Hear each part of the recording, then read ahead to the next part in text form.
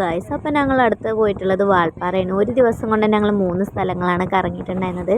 പിന്നെ കാടിൻ്റെ ഉള്ളിൽ കൂടെയുള്ള യാത്ര അടിപൊളിയായിരുന്നു, രക്ഷയുണ്ടായിരുന്നില്ല. അപ്പോൾ അതാ ഞങ്ങളവിടെ വണ്ടിയൊക്കെ നിർത്തി അവിടുത്തെ കാഴ്ചകളൊക്കെ കണ്ട് ആസ്വദിച്ച് നിൽക്കായിരുന്നു. പിന്നെ മഴ പെയ്ത കാരണം തന്നെ നല്ല കോട ഉണ്ടായിരുന്നു. അങ്ങനെ ഇതാ അവിടെ നിന്ന് ഓരോരുത്തരും നല്ല എൻജോയ് ചെയ്യായിരുന്നു കേട്ടോ. അങ്ങനെ അവിടുന്ന് നേരെ ഞങ്ങൾ വാൾപ്പാറയ്ക്കാണ് വിട്ടത്. മേടപ്പൂ പട്ടും ചുറ്റി കണ്ണോരം നിന്നെ കാണുമ്പോൾ ഈ പുലരികളഴക്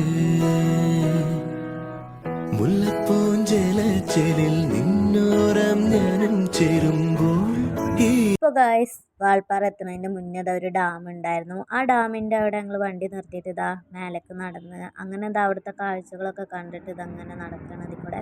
പിന്നെ അവിടെ എപ്പോഴത്തെയും പോലെ നമ്മൾ ഫോട്ടോസും വീഡിയോസും ഒക്കെ എടുത്തിട്ടുണ്ടായിരുന്നു.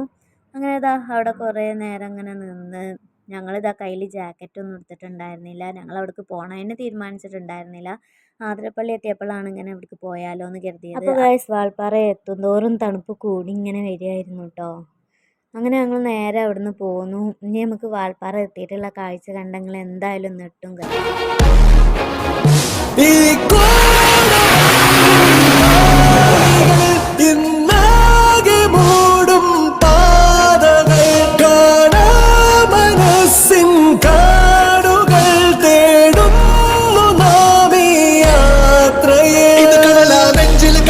കണ്ണില് നിറയെ പൊള്ളണ പകയാ മുന്നില് പറയാ ജീവിത വഴിയെ നേരിന് പിറകെ വേഗം ഇതൊരു വേട്ട ഇത് കടലാ നെഞ്ചില്. അപ്പോൾ ഗൈസ്, ഇതായിരുന്നു വാൾപ്പാറയത്തെ വിശേഷങ്ങൾ. നല്ല അടിപൊളിയായിരുന്നു കേട്ടോ. നിങ്ങൾക്കിനെ കണ്ടാൽ അറിയുണ്ടാവും എങ്ങനെയാണ് എന്നുള്ളത്, ഞങ്ങൾ എത്രത്തോളം എൻജോയ് ചെയ്തിട്ടുണ്ട് എന്നുള്ളത്.